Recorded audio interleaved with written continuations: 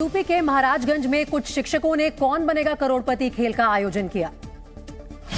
भारत की मीठे पानी की सबसे बड़ी झील है, ऑप्शन ए चिल्का झील। महाराजगंज के एक सरकारी स्कूल में शिक्षकों ने बच्चों को पढ़ाने के लिए मशहूर टीवी शो कौन बनेगा करोड़पति के तर्ज पर एक खेल का आयोजन किया। बच्चों को हॉट सीट पर बिठाकर उनसे जनरल नॉलेज के सवाल पूछे गए और सवालों के सही जवाब देने पर 10 से 100 रुपए तक का इनाम भी दिया गया। रायपुर में एक चोर ने मंदिर में चोरी की वारदात को अंजाम दिया। चोर रात के अंधेरे का फायदा उठाते हुए मंदिर से चांदी की दान पेटी उठा ले गया। ये पूरी घटना पास लगे एक सीसीटीवी कैमरे में रिकॉर्ड हो गई। अलीगढ़ में सड़क में गड्ढे होने के कारण बाइक सवार हादसे का शिकार हो गया। गनीमत की बात ये रही कि बाइक की रफ्तार काफी कम थी और गिरने से युवक को सिर्फ मामूली चोटें ही आई। तेलंगाना के हैदराबाद में पुलिस ने हथियार के लाइसेंस बेचने वाले रैकेट का भंडाफोड़ किया है। पुलिस की स्पेशल टास्क फोर्स ने बड़ी संख्या में हथियार और नकली लाइसेंस बरामद करते हुए 7 लोगों को गिरफ्तार किया। श्रद्धा हत्याकांड में आफताब का नाम सामने आने के बाद इसे लव जिहाद से जोड़ा जाने लगा। इसके बाद कई संगठन लव जिहाद के विरोध में सड़कों पर उतर पड़े और इसी तरह का एक विरोध प्रदर्शन यूपी के मुरादाबाद में नजर आया, जहां बजरंग दल के कार्यकर्ता लव जिहाद का पुतला जलाकर नारेबाजी करते दिखे।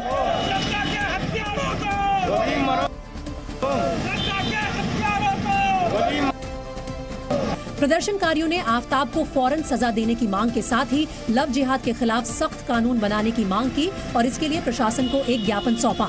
चूँकि आफताब के हाथ पर फेथ और होप लिखा टैटू गुदा था, इसलिए अब इन 2 पवित्र शब्दों को भी आफताब की गलत मंशा से जोड़कर देखा जाने लगा। तो जहां एक तरफ श्रद्धा हत्याकांड के बहाने लव जिहाद का मुद्दा फिर से उठने लगा, वहीं दूसरी तरफ इसी आड़ में लिव इन रिलेशनशिप्स पर भी बहस शुरू हो गई। बात निकली तो अजीबोगरीब नसीहत तक पहुंच गई। गया पहुंचे केंद्र सरकार में मंत्री कौशल किशोर कुमार ने श्रद्धा हत्याकांड के बहाने पढ़ी लिखी लड़कियों को लिव इन रिलेशनशिप से दूर रहने की सलाह दे दी। मैं लड़कियों से अनुरोध करना चाहता हूँ कि कम से कम उन गैर पढ़ी लिखी लड़कियों से इस बात का सबक लेना चाहिए। कुछ ऐसी ही बात करते कई मौलाना भी नजर आए और लिव इन रिलेशन को इस्लाम के खिलाफ बताया। इन लोगों ने श्रद्धा आफताब के रिश्ते को लव जिहाद बताने पर भी आपत्ति जताई। इस बीच एक और केंद्रीय मंत्री किरण रिजिजू ने देश को ऐसे गुनहगारों के खिलाफ सख्त कार्रवाई का भरोसा दिया। कोई भी जुल्म होता है, कोई भी क्राइम होता है, किसी ने भी किया हो, सख्ती से कानून उसके खिलाफ काम करना चाहिए। और मध्य प्रदेश के सीएम शिवराज सिंह चौहान नर्मदापुरम में एक कार्यक्रम में शामिल हुए। इस दौरान उन्होंने कहा कि राज्य की धरती पर धर्मांतरण बर्दाश्त नहीं किया जाएगा। इसके लिए नर्मदापुरम के केसला ब्लॉक में आयोजित सम्मेलन में सीएम शिवराज ने आदिवासी समाज को भी सावधान रहने की जरूरत बताई। धर्मांतरण पर बोलते हुए उन्होंने कहा कि पूरे देश में साजिश चल रही है। कुछ ऐसे लोग हैं और कई जगह सक्रिय जो हमारी बेटी से शादी कर लेते हैं और बाद में धर्मांतरण की कोशिश करते हैं। सीएम शिवराज ने कहा कि धर्मांतरण की ऐसी कोशिशों को मध्य प्रदेश की धरती पर साकार नहीं होने दिया जाएगा। कपट और छल से धर्मांतरण मध्य प्रदेश की धरती पर मैं नहीं होने दूंगा, किसी कीमत पर नहीं होने। शिवराज सिंह ने कहा कि मध्य प्रदेश की धरती पर कोई भी आदिवासी की जमीनों को भी छल और कपट से नहीं बेचेगा। यूपी के सीएम योगी आदित्यनाथ धर्मांतरण के मामलों को लेकर बेहद सख्त हैं। यूपी सरकार की ओर से राज्य में धर्मांतरण से जुड़े मामलों और उन पर की गई कार्रवाइयों का ब्यौरा पेश किया गया, जिसके मुताबिक राज्य में अब तक धर्मांतरण के 291 मामले सामने आए हैं, जबकि ऐसे मामलों में अब तक 507 से ज्यादा लोगों की गिरफ्तारी हो चुकी है। आंकड़ों के मुताबिक 150 मामलों में पीड़ित ने कोर्ट के सामने जबरदस्ती धर्म बदलवाने की बात कबूली है। वहीं नाबालिगों के धर्मांतरण के अब तक 59 मामले दर्ज किए जा चुके हैं। ऐसे मामलों की सबसे ज्यादा संख्या बरेली जनपद में रही। उत्तर प्रदेश में 27 नवंबर 2020 से गैर कानूनी धार्मिक रूपांतरण निषेध कानून लागू है। अब स्पेन के एक शहर से हैरान करने वाली तस्वीरें सामने आई, जिसमें एक सांड मैदान के बीच बौखलाया हुआ दौड़ता दिखाई दिया और उसके दोनों सींग आग में जल रहे थे। बताया गया कि ये स्पेन की सदियों पुरानी परंपरा है,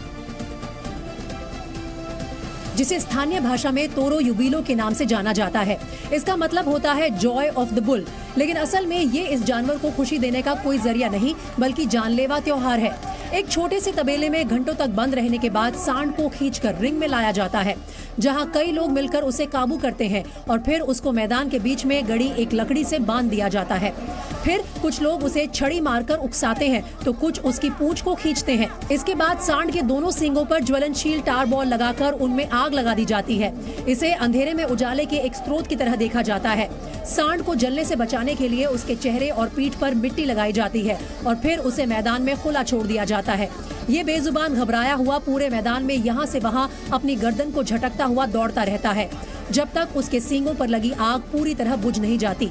इस दौरान रिंग से बाहर मौजूद लोग इस परंपरा का लुत्फ लेते दिखाई देते हैं, जबकि मैदान से बाहर घसीटे जाने से पहले ही सांड की मौत हो जाती है।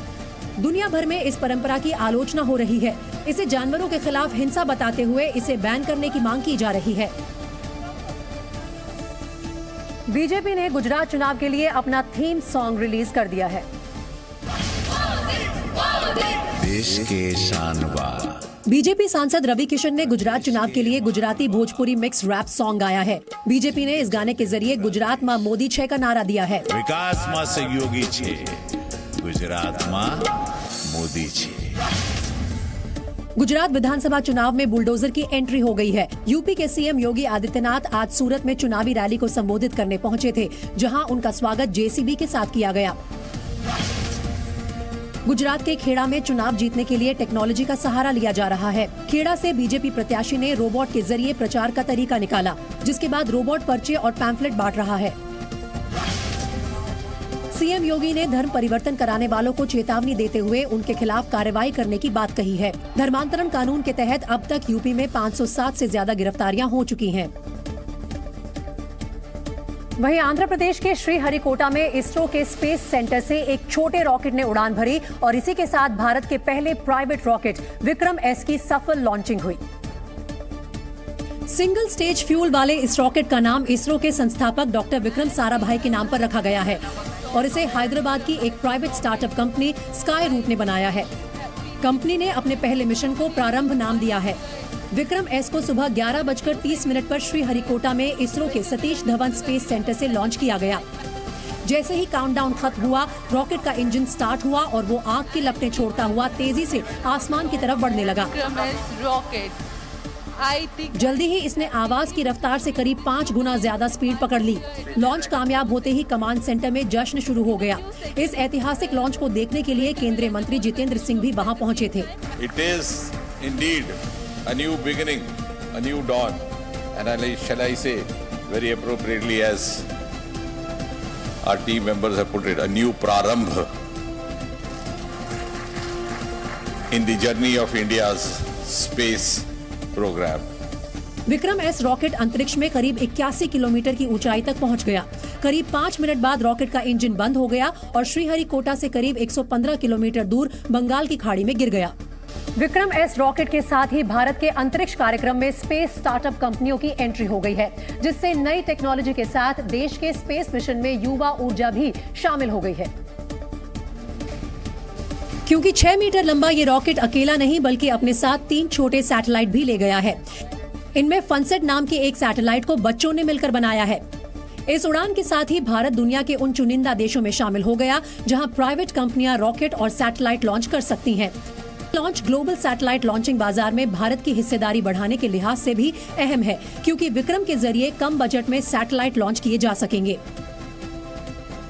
विक्रम एस रॉकेट की ये सिर्फ एक परीक्षण उड़ान थी, लेकिन आगे विक्रम सीरीज में 3 तरह के रॉकेट लॉन्च किए जाने हैं और ये छोटे आकार के सैटेलाइट्स को पृथ्वी की निचली कक्षा में पहुंचा सकते हैं। विक्रम 1 रॉकेट करीब 225 किलोग्राम भारी सैटेलाइट को 500 किलोमीटर की ऊंचाई पर स्थापित कर सकता है, तो वहीं विक्रम 2 रॉकेट 520 किलोग्राम के पेलोड को 500 किलोमीटर की ऊंचाई पर छोड़ सकता है, जबकि विक्रम 3 रॉकेट 815 किलोग्राम तक के सैटेलाइट्स को इसी ऊंचाई तक पहुंचा सकता है।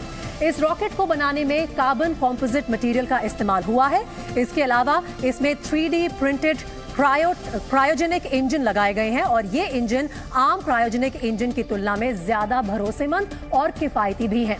सस्ती और आसान लॉन्चिंग विक्रम सीरीज के रॉकेट्स की सबसे बड़ी खूबी है। विक्रम 1 को जहां सिर्फ 24 घंटे के अंदर तैयार किया जा सकता है, वहीं विक्रम 2 और विक्रम 3 को सिर्फ 72 घंटों में ही तैयार करके लॉन्च किया जा सकता है।